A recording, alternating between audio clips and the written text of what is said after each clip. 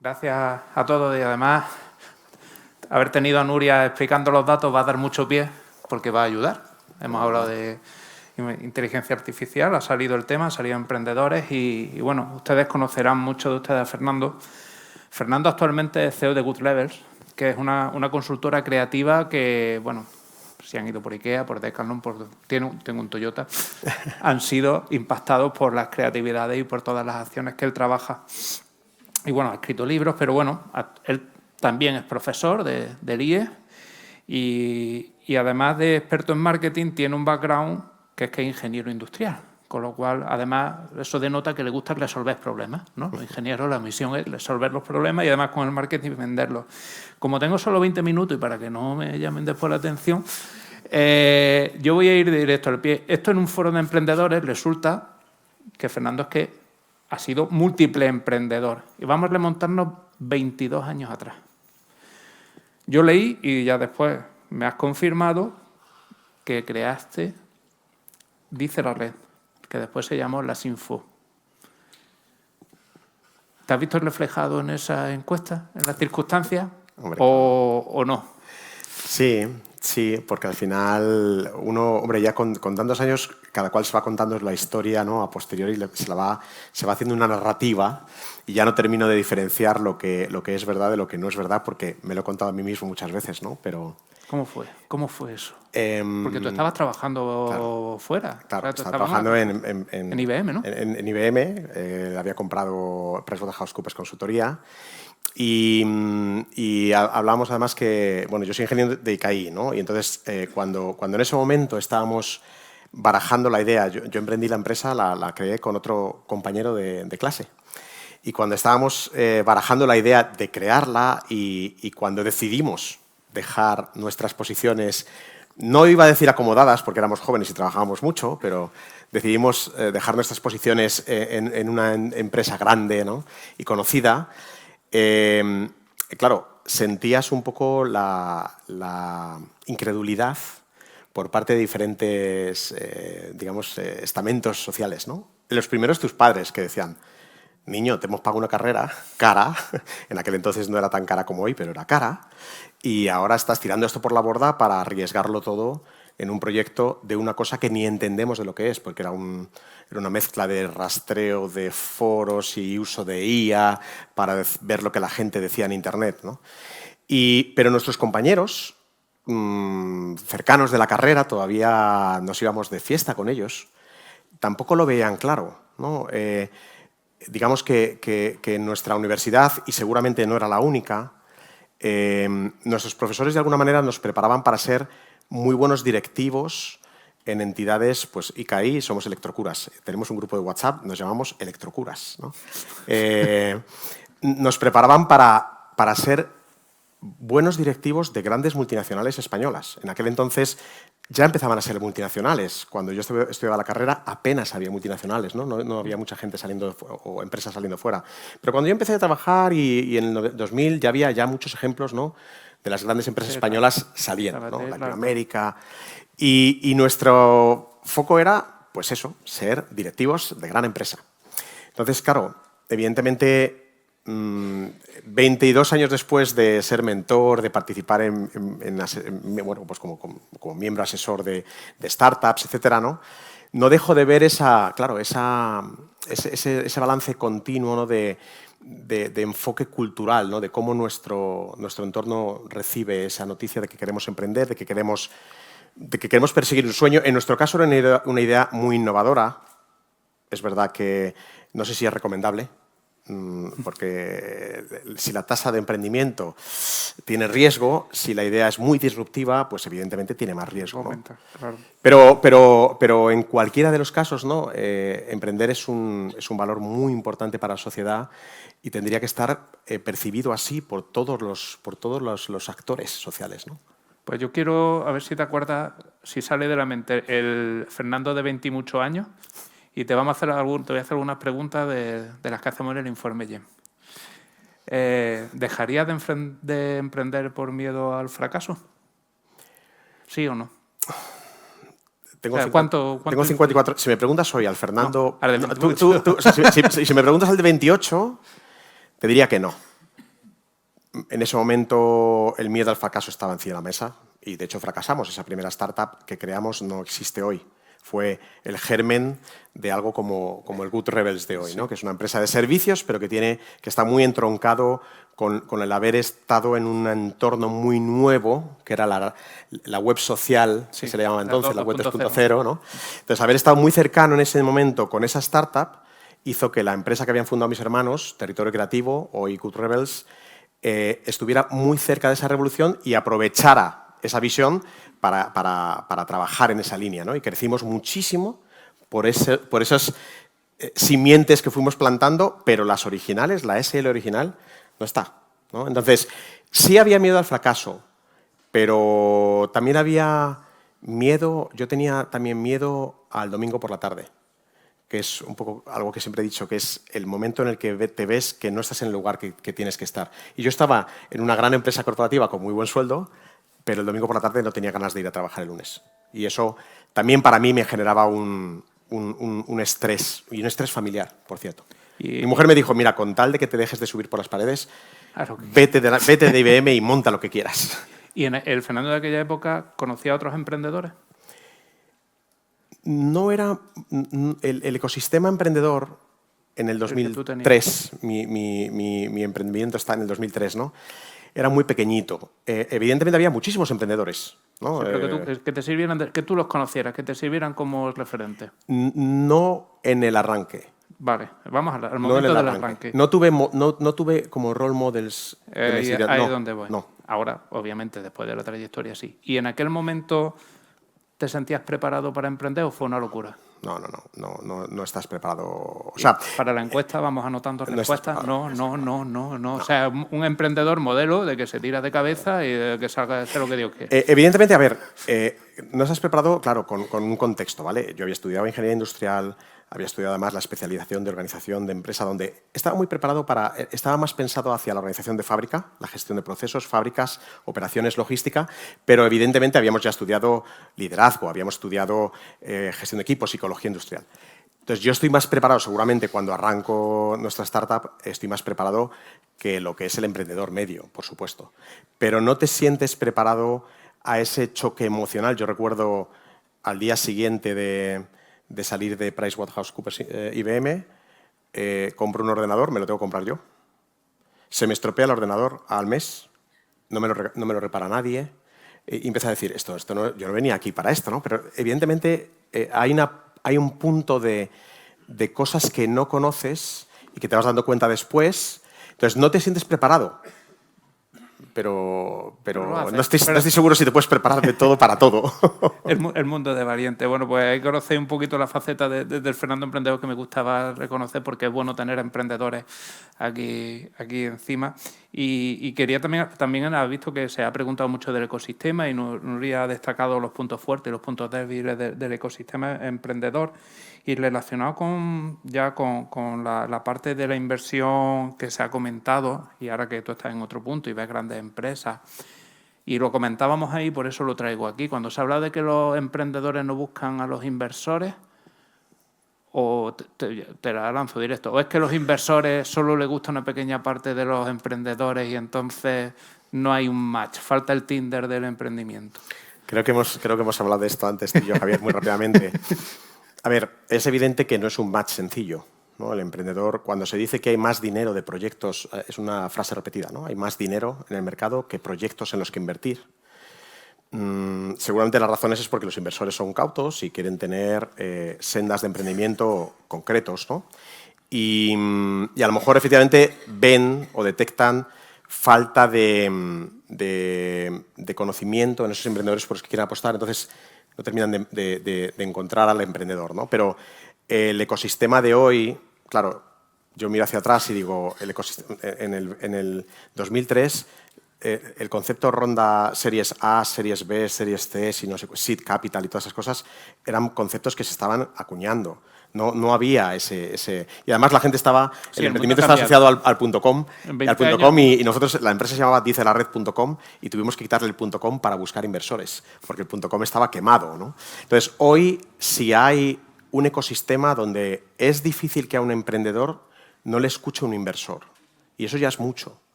Es mucho, yo creo que es una cosa que existe.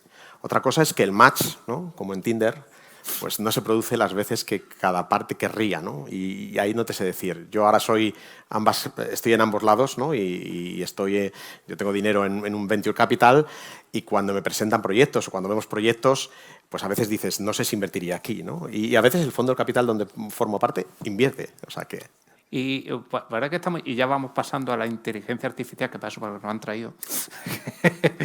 ¿Está el ecosistema preparado para entender la inteligencia artificial? Quiero decir, porque yo últimamente pues, me muevo también por los foros de startups y eso, y veo que un proyecto que no ponga IA bien grande en la primera slide directamente está descartado. Y el que la usa pero no lo pone porque considera vender, no aparece porque no queda guay. Pero realmente el que escucha al otro lado, o sea, ¿cuánto de formación, porque se habla mucho de la formación del emprendedor, cuánto de formación hay del ecosistema en IA para saber que no están metiéndote un gorgo, que es algo que es muy básico, que no va a ser disruptivo o que se está haciendo en Estados Unidos ya o que Google lo va a sacar la semana que viene? ¿Cómo va esa formación y eso? O sea, ¿cuánto de humo y cómo se eso? Yo creo que el ecosistema inversor no es muy diferente, y permíteme que os mire a todos, no es muy diferente del ecosistema empresarial, ¿no? Es decir, al final, cuando nosotros hemos creado un foro que le llamamos Foro IA, que está muy especializado en marketing, comunicación y experiencia de cliente, y lo que solemos encontrarnos, ¿no?, es gente que sabe que la IA generativa, sobre todo, ¿no?, la IA de reciente creación, les impacta mucho en sus funciones corporativas, tienen muy poco conocimiento. Y nosotros siempre les decimos, una de las responsabilidades del directivo en esas funciones es entender para qué le puede servir, para qué no le puede servir. ¿Qué ocurre? El nivel de ruido a día de hoy es ensordecedor. Entonces, el inversor lo que se encuentra es presión de sus inversores, ¿no? Imagínate, un gestor de un fondo Sí. o un inversor particular. Presión para invertir en IA. No sabes muy bien qué es IA, no sabes muy bien si la startup que te está presentando su proyecto está simplemente tirando de una API y creando algo que, por cierto, OpenAI te puede destrozar en una semana. Cada semana, cada anuncio de OpenAI dicen que destruye del entorno de 10.000 startups, ¿no?, a la semana. Matan un gatito cada vez. Porque, claro, muchas startups se están construyendo sobre la idea de usar la IA de otros, ¿no? Pero fijaos como Perplexity, que claro, nace antes de que nosotros tuviéramos acceso a ChatGPT. Perplexity no tiene motores de IA propios y no tiene un buscador. No sé si conocéis Perplexity, es como un buscador basado en IA generativa, en IA, ¿no? No tiene ni el gran modelo de lenguaje propio, usa el de otros, ni tiene un buscador, un índice de búsqueda como Google. Usa el de Google y el de Microsoft, el de Bing. Entonces, se pueden crear startups sin necesidad de trabajar en los desarrollos más sofisticados de la IA a los que estamos acostumbrados. Se puede, pero necesitas... No vale hacer un uso de API y hacer una simplificación de todo esto, porque estás a merced de lo que... Estás vendido. Es que hay muchas que dependen de Amazon, dependen de los LLM, sí, que aprenden las APIs, se leen los manuales, queda muy guay, mira lo que hacemos, pero ahora Amazon dice que te corta el grifo, que te multiplica los costes por 10, porque lo puede hacer cualquier día. Claro. Y se han caído todas estas empresas. Y falta eso que comentabas de la formación. Hace unos meses hicimos en Andalucía un informe para la Confederación de Empresarios sobre el uso de la inteligencia artificial en las empresas. Y bueno, ha mejorado en 4 años, pero las empresas decían que no se implantaba más por falta de formación tanto de los directivos, que no sabían en qué se podía aplicar, y por falta de formación en el personal, porque no encontraban a personal para aplicar la IA. Entonces, estamos tardando. Y no es una cuestión de ir a medio o largo plazo, es que es corto plazo. Y corto plazo en inteligencia artificial son 2 semanas. Entonces, si queremos que las empresas se pongan al ritmo, hay que invertir muchísimo en formación Y alto no vale decir, no, yo es que soy de letras, yo es que estudio empresarial, esto no va conmigo, no. Lo tienes que hacer. Y te tienes que poner al día y saber distinguir que la IA no es ChatGPT, que ChatGPT es una herramienta de IA. Y en esto de la IA, que los de marketing, por cierto, sois los top en el uso de inteligencia artificial en el desarrollo de vuestro trabajo. Por lo menos a nivel de empresa siempre el departamento de marketing y las empresas dicen que lo utilizan para generación de copy, generación de imágenes, análisis de las redes sociales, etcétera. Yo creo que se usa menos de lo que se declara, pero sí. Los de marketing y comunicación o sea, declaran... también usan la IA como reclamo de marketing. Vale, ahí eso está claro. ¿Cómo podemos hacer desde España para realmente crear empresas disruptivas en inteligencia artificial?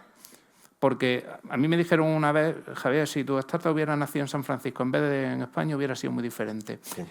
Se supone que la IA es algo global, que tenemos acceso a los mismos recursos que las startups de Palo Alto o de Boston.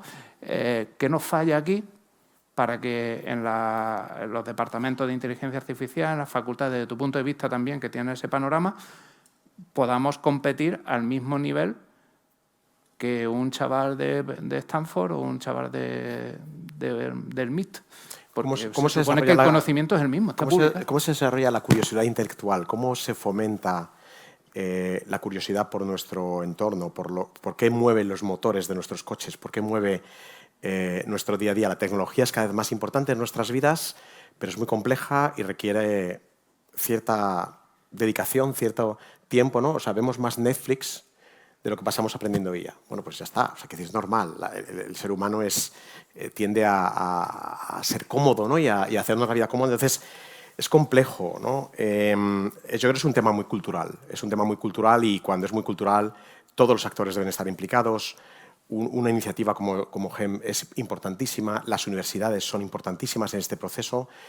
Las empresas, la gran empresa española es muy importante. Creo que ha habido un paso hacia adelante a la hora de apoyar emprendimiento, a la hora de crear hubs de innovación, apoyando startups.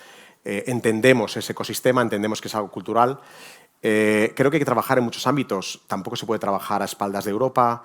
Europa tiene sus propias también tendencias, ¿no? Más a regular que a innovar, pero también hay innovación europea y también hay innovación en España, por cierto. Hay buenas empresas de inteligencia artificial en España, ¿no? ¿Se les da notoriedad en los periódicos? No. ¿Se les da notoriedad en los medios de comunicación? No. ¿Tienen una serie en Netflix de emprendedores españoles? No. Pero sí de una influencer, o sí de un deportista, o sí de... O sea, y me refiero que al final hay también pero el medio de comunicación responde a su audiencia. O sea, nosotros mismos, al final es cultural. Es decir, hay dos partes en la moneda, ¿no? Y tenemos que ser nosotros mismos los que tengamos esa curiosidad intelectual, vuelvo a ello, para intentar... El otro día hablaba con alguien de la serie de Spotify sobre... la serie de Netflix sobre Spotify, ¿no? Sí. Es una serie, es un producto de entretenimiento, es entretenido, es fácil de ver. Puede que yo tenga un especial interés porque me gusta la música y porque me gustan las startups, claro. pero hay ciertos productos y cada vez hay más productos de entretenimiento, ¿no? Pero se hacen más documentales en España sobre emprendimiento que series de ficción. Y la serie de ficción es lo que crea, eso lo saben en Estados Unidos desde muchísimo tiempo, cuando hacían las series estas para... La de médicos porque la de médicos para que no había médicos, la de abogados porque no había abogados, siempre estaban con lo mismo, ¿no? Entonces, pues evidentemente los medios de comunicación... y el ecosistema de comunicación es importante también. Y a la hora de hablar de IA y a la hora de hablar de tecnología en general, también es importante, yo creo, adoptar una postura más optimista. En general, el mundo es de los optimistas, pero es cierto que a los pesimistas también se les escucha mucho, ¿no? Y que yo creo que de forma natural tendemos a un pesimismo porque esa incertidumbre, ese riesgo a lo nuevo, a lo desconocido, nos afecta, ¿no? Entonces, ¿cómo fomentamos el tener una visión un poco más positiva de la inteligencia? La inteligencia artificial tiene muchos riesgos, y tenemos que confiar en que iremos caminando por una línea, pues un equilibrio fino entre el bien y el buen uso y el mal uso, y cómo trasladamos a la sociedad que no es una amenaza permanente, que no es solo un Terminator futuro que va a acabar con la raza humana, o que, ¿por qué no podemos intentar, cuando hablamos de la IA en la educación, todos miramos a que nuestros hijos van a ser más tontos, porque hay un estudio del MIT nos que hacen es los más trabajos tonto. con ChatGPT en la universidad. Pero casi nadie, yo cuando comento el estudio del World Bank, del Banco Mundial, en Nigeria, un estudio controlado de 1 año y medio ya, de uso de ChatGPT con profesores y alumnos, casi nadie referencia que es un caso espectacular donde los alumnos están aprendiendo a lo que es un año académico por 1,5 o 2 años académicos en un año. Es decir, se le suele dar más visibilidad a los riesgos y a lo malo y a lo negativo de la... Pero yo no hablo solamente de la IA. Todas las tecnologías digitales, que son las más visibles en los últimos años, tienen esa connotación un poco negativa de el mundo va a empeorar. Bueno, miras hacia atrás y los datos macroeconómicos importantes, los importantes, son bastante positivos. Entonces, ¿por qué no podemos ser un poco más positivos, ¿no? A la hora de... Pues vamos a ser positivos. ¿Cómo se puede usar la IA para reducir las brechas? Brechas económicas, brechas de género, brechas... O sea, la IA, la tecnología en general, pero esta es la que va más rápido y está siendo más fácil de adoptar. No podemos estar creando, si no lo hacemos bien, una sociedad también como a 2 niveles. El que se maneja bien con la IA y la usa como una herramienta, y el que la usa mal y lo que hace es ese estudio que salió recientemente, que el cerebro se adormila de tanto usar el ChatGPT. Eso no estamos entendiendo. ¿Cómo lo ves tú como experto? Esa doble velocidad lo recuerdo mucho, por ejemplo. La última pregunta. Bueno, la penúltima, ¿vale? No, la última. Pues es que no me ha enseñado el cartel.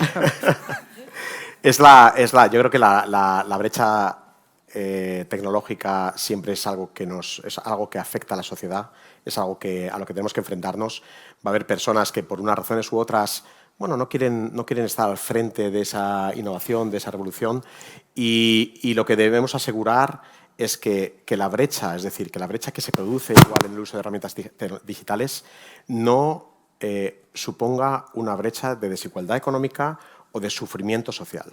Mientras, si yo de forma voluntaria no estoy al frente de la IA, ¿no?, al menos que la IA no signifique más desigualdad económica o mayor sufrimiento para ciertas estamentos. O un sesgo en los algoritmos que te etiquetan, que te clasifican y que te dejan... Por supuesto. Bueno, yo me quedo con que tenemos una oportunidad, para las personas, para las empresas y para los países, y que, por suerte, depende casi de nosotros poder subirnos a ese tren. Así que verlo. Muchas gracias. Muchas gracias, Fernando. Gracias.